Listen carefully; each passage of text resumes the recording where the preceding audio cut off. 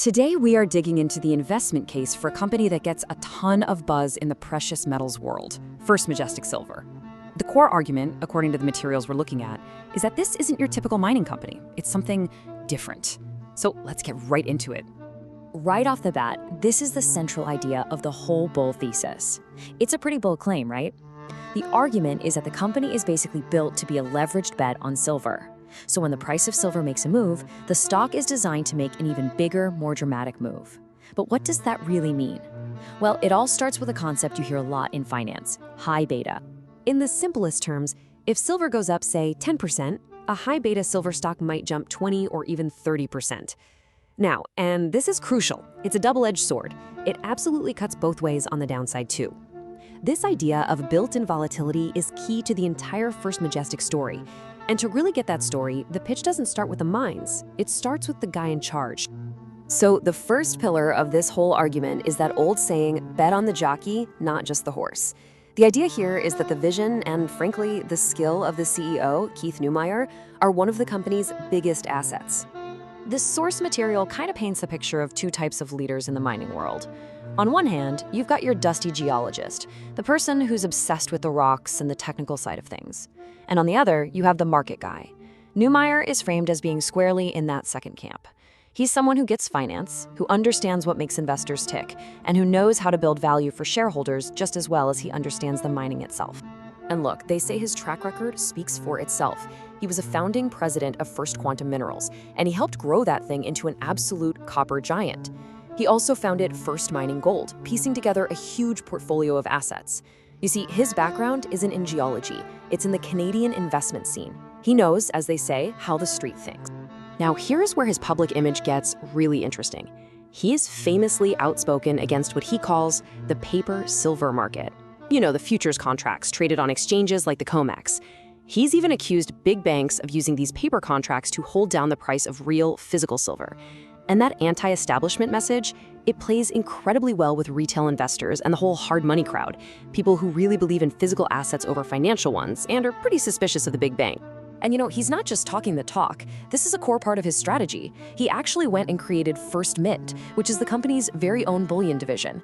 So think about it. They mine the silver, they mint their own bars and coins, and then they sell them straight to you, the public. This move cuts out the middlemen and lets them grab a higher price, all while building up this brand of being on the side of the investor. All right, so we've met the jockey. Now let's talk about the horse. The real engine of the company is its mining operations, which are all centered in Mexico. The company's production was really built on three key mines. First, there's San Dimas, which they called the crown jewel because it's got incredibly high-grade ore and is cheap to run. Then you have Santa Elena, the steady hand, which is just a reliable cash cow. And finally, La Encantada, the Old Faithful, a pure, consistent silver producer.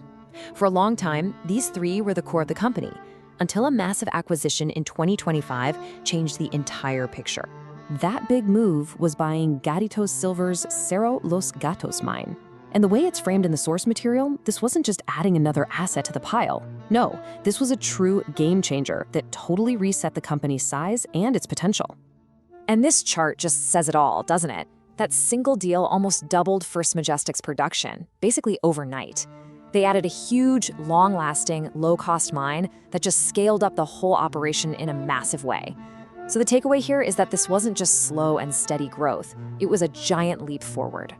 Okay, so we've got the leader and we've got the assets. Now let's crunch the numbers and see how they're supposed to fuel this silver banking machine. After that big acquisition, the company's new production target shot up to over 30 million silver equivalent ounces a year. Now, to give you some perspective, that number alone launches them into the big leagues of primary silver producers on a global scale. It's a huge milestone. And then there's this, the balance sheet. By late 2025, they were reportedly sitting on over $500 million in cash and available funds. In the mining world, where companies are always begging for cash and selling off new shares, that is a massive advantage. Having what's described as a fortress balance sheet isn't just nice to have, it's a strategic weapon. Which brings us right back to that core idea of leverage. Because of their huge production scale and their cost structure, the company's cash flow is set up to just explode for every single dollar that the price of silver goes up. This financial setup, that's the engine inside the silver banking machine. So let's put all the pieces together. The source material presents this whole package, the leadership, the assets, the financials, as a coiled spring, just waiting for the right moment to uncoil. But of course, it also has to lay out the risks. The bull case really comes down to three main arguments, and they actually go beyond just hoping the price of silver goes up. Okay, so first, the stock has a lot of short sellers betting against it. If silver's price does rise, those shorts might be forced to buy back shares, which could pour fuel on the fire and cause a huge rally. Second is the idea of a structural deficit, meaning that booming demand for silver from things like solar panels, electric vehicles, and AI could outstrip supply.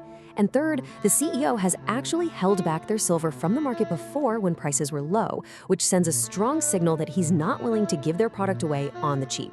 But you can't just look at the sunny side of things, right? To really understand the pitch, you have to look at the potential downsides. Let's dig into the risks that any investor would have to seriously think about. So what are the counterarguments? Well, first is geopolitical risk. All of their big mines are in Mexico, which makes the company pretty exposed if there are any sudden changes to things like taxes or labor laws there.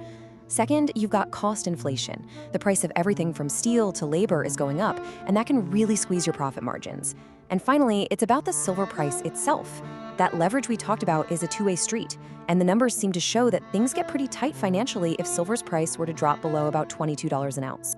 And this really brings us to the final argument that's presented. It boils the entire investment thesis down to one very direct choice. The idea here isn't just to bet on silver, it's to try and amplify that bet through the financial leverage built into a company like First Majestic. And that really leaves us with a big question at the heart of it all. It's a debate about risk, reward, and where the real potential upside is. Do you find it in the pure, simple safety of holding the physical metal, or do you find it in the complex, high-beta, powerful machinery of the company that pulls that metal out of the ground? That's the question at the core of this entire thesis.